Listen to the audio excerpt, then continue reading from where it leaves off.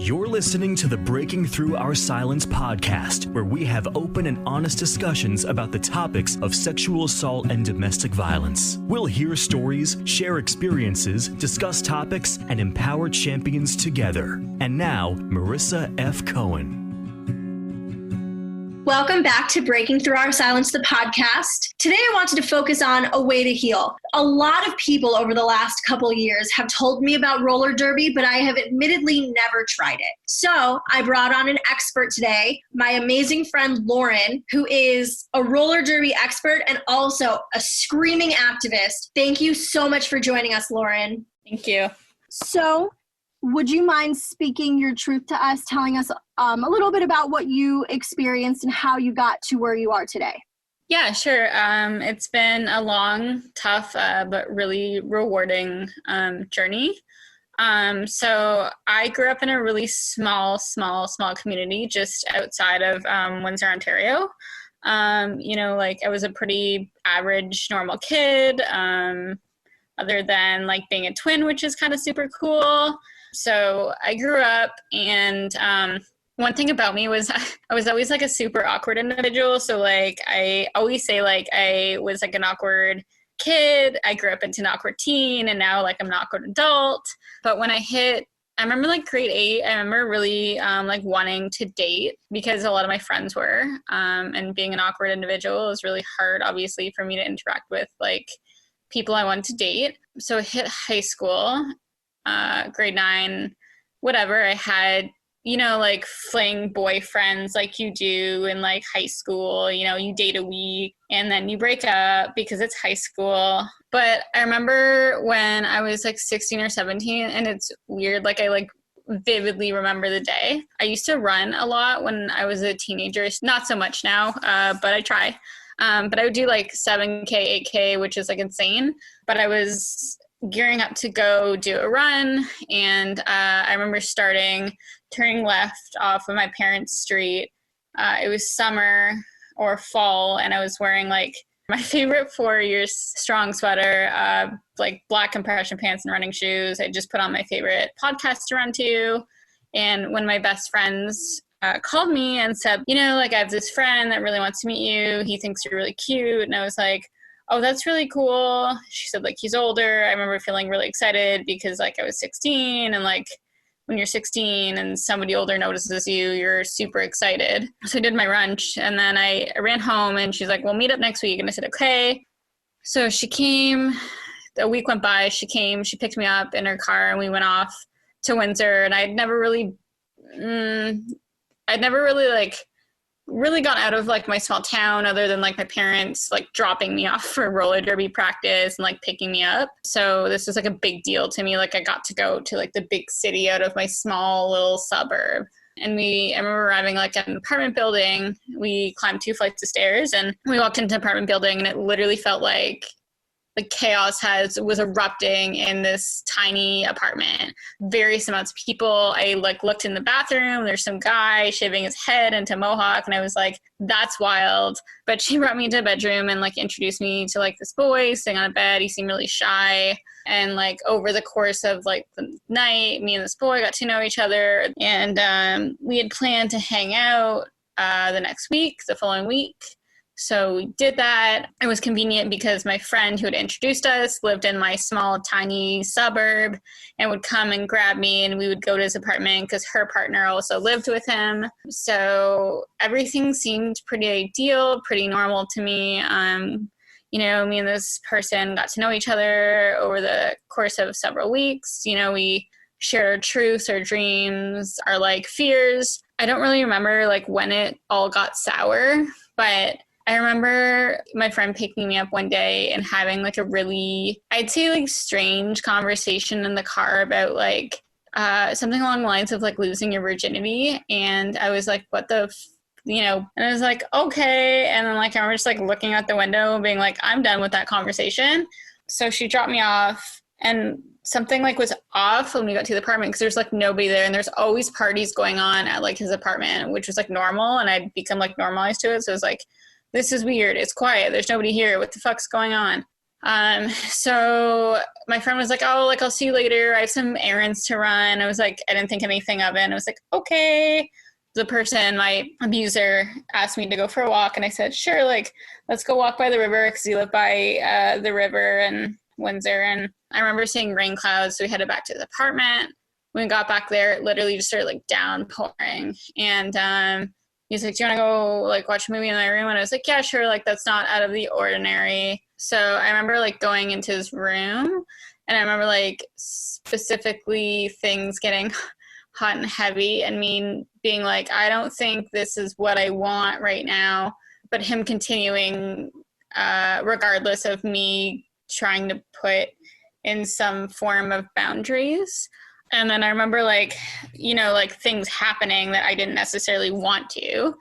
And me being like, okay, like I feel really weird after this. And like my friend driving me home, and I was just like, I don't know what just happened, but like it definitely wasn't something that I wanted. But I didn't necessarily have the language for like assault or rape or like sexualized violence because I grew up Catholic. I went to Catholic grade school, and then I was attending a Catholic high school, and there wasn't much of a sexual health or like a sexual education program in my school. As you can imagine, like Catholic schools don't very much like sexual education. So I was like, I don't have the language. I don't know what just happened, which was like awful. And so like I couldn't talk about it because I was like, I know I feel really fucked up. I can't tell my parents because like I don't know why I feel fucked up. But I remember like going home and like getting home like late, and my mom being like, how are you? And like me being like, I just gotta go shower. And so like I tried to just like shower off the feeling that I was feeling. And like I remember just like sitting in my bed and I was trying to come to terms with what happened, trying to put, you know, language to what I just experienced, but I like couldn't. So, you know, we continued to date, and it continued to go downhill. Eventually he became really verbally abusive. He tried to like isolate me from people I cared about. The sexualized violence continued on multiple occasions, but like I didn't talk to anybody about it because I didn't know like what it sounds not silly, but it's because I didn't have the language for it. I was like, I don't know what is happening, but like I know it's wrong. All this was happening kind of pseudo behind closed doors, and I started to act out, you know, at home, and my parents didn't know like what was going on. So I think they chalked it up to maybe teen angst. Eventually I graduated high school, which was great. And like I tried my shot at college. I went to hair school, but I was in the midst of an abusive relationship. So like I was dealing with that and dealing with the repercussions and like mental repercussions and the physical repercussions. So my parents were like, yeah, we still don't know what's going on. I was kind of pseudo flunking out of college. I was put on like academic probation because like I couldn't focus in school, because I couldn't complete the tasks because of the abuse I was like facing from this person. So my mom took me to the doctors, and my doctor was like, you probably have mild ADHD. And I was like, yeah, that's probably it. That's definitely it. That's so it. Yeah. But it wasn't. It was like PTSD. And she's like, okay, I'll write you a prescription for, you know, Wellbutrin, which is not something I needed. So I just like zombied out in college because I was like, I have ADHD. That is what this is. But yeah, like it wasn't. So I continued to my behavioral continued to spiral. My parents were like, we don't know like what to do anymore, because like it was just me and my mom were fighting like physically, like screaming at each other, like because she was trying to figure out what's going on, and like I didn't know what to tell her, and like it was just not a great situation. So eventually my parents were like, we can't do this anymore. I got home one day, and like all my stuff was packed up on the porch. And I think at this point, me and my abuser had like parted ways, which was like great, but like I was still like really just fucked up from everything that I had faced, everything that I had dealt with. So my parents were like, you need to leave. And I was like, yep, okay. Keep in mind, like the night they kicked me out, I had met my current partner, and we had decided that like I was gonna like shave my head into a mohawk, and I came home with like a giant like put up full out mohawk. My parents were like, no, like you have to go. And I was like, okay, maybe not the best choice in hairstyles.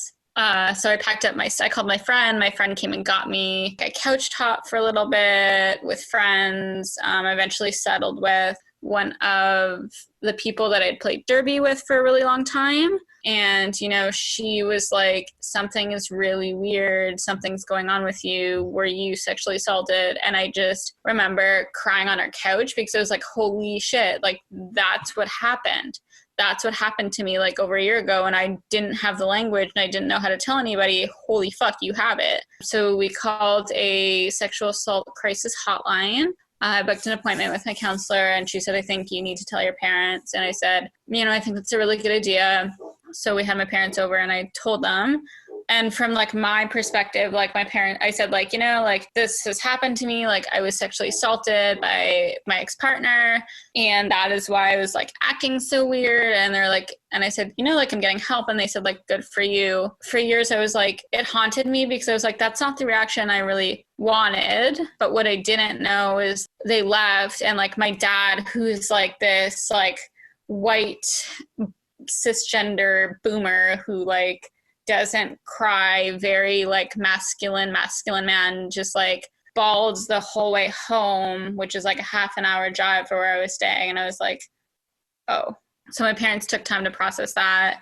And my current partner came with me to like my therapy sessions. Roller derby really helped me kind of get through everything that I was going through from the time that the abuse started to the time it stopped. It was a safe haven where I could use consensual violence to like navigate abuse I was feeling on the outside world, and like a really safe queer femme-based space, which I think was really important for me to have. And I think roller derby is a huge reason why I'm still here, because I had an outlet. I had a safe outlet to use my body and to use consensual violence to navigate the violence that I was facing outside of the flat track. So through derby, I actually got into activism, which was really cool. So I started to go to Take Back the Night. And I remember one day just like thinking like, you know, like, fuck it.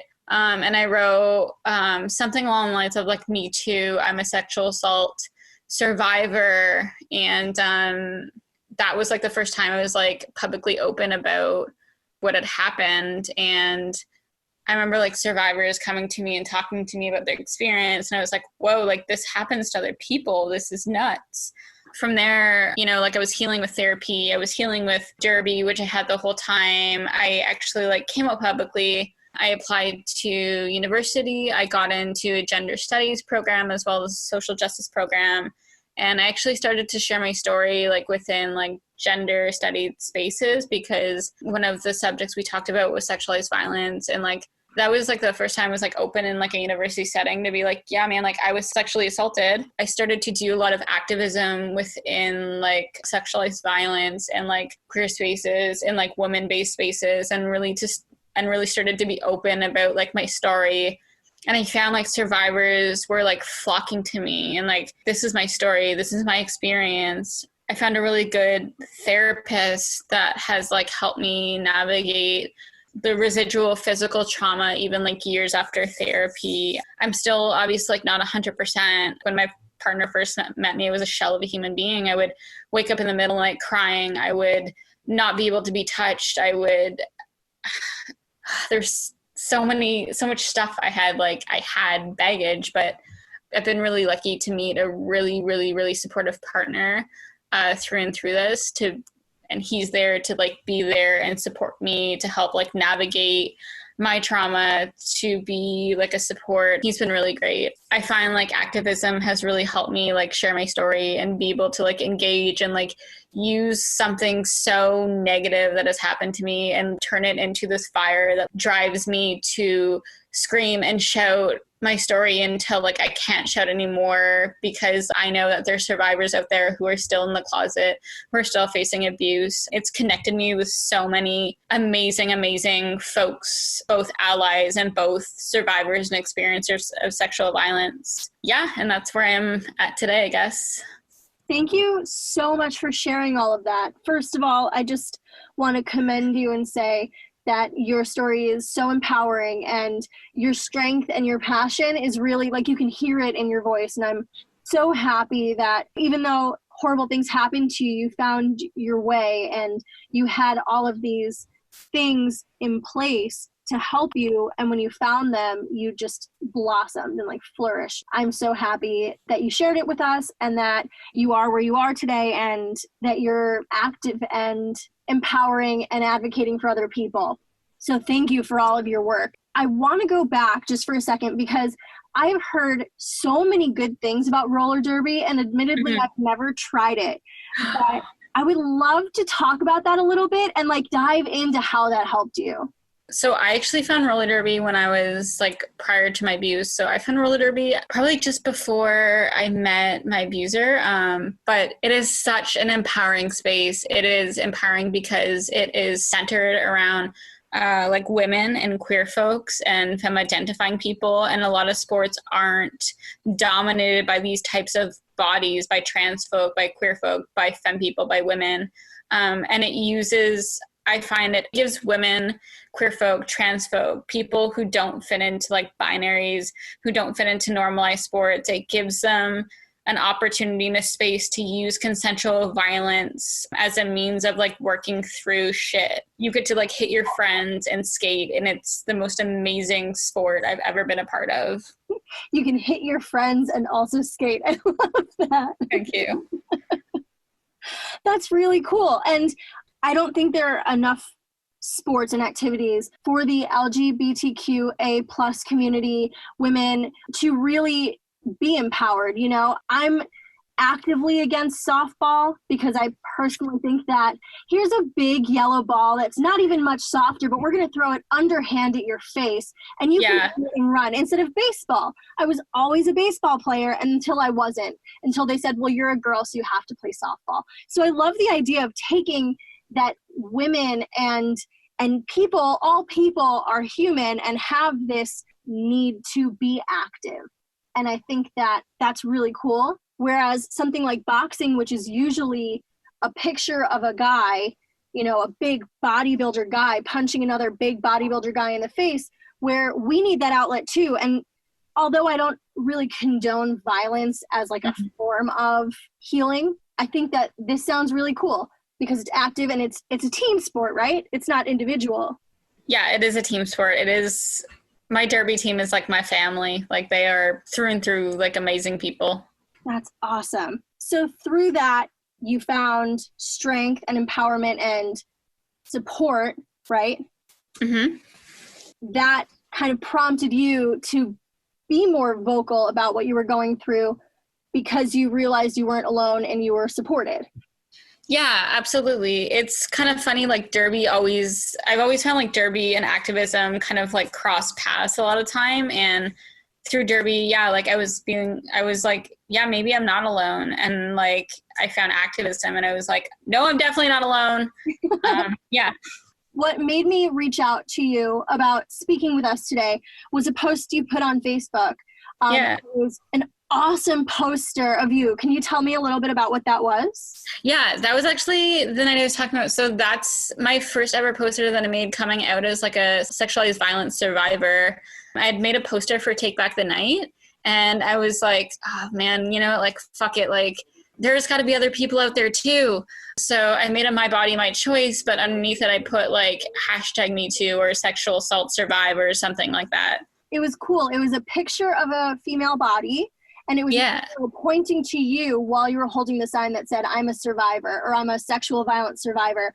And I was so, like, I saw that picture and I was so excited because that was so empowering and uplifting. And you made something that is so dark in your life. You made yourself extremely vulnerable, but in a very empowering way. Does that make sense?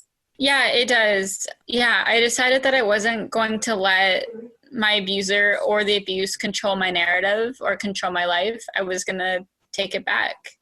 In what other ways have you been active in supporting or advocating for survivors or like activities on campuses and stuff? Oh man. So we did something really, really cool on my campus this year. I really spearheaded the event. We're going to be having it every year, skate night for survivors. So one of my friends actually owns a skate company, and they supply rental skates to a roller rink here in London, Ontario. Their skates are very portable, so they're able to bring them to campus.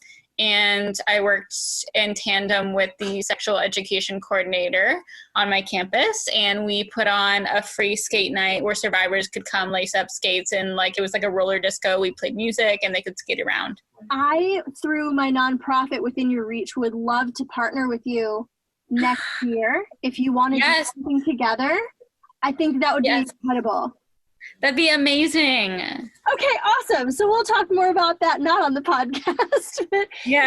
But I think that that's such a cool idea. So now you're taking something that helped you and that you're very passionate about, and you're extending a hand to help uplift survivors, other survivors. That's incredible. Thank you. You're welcome.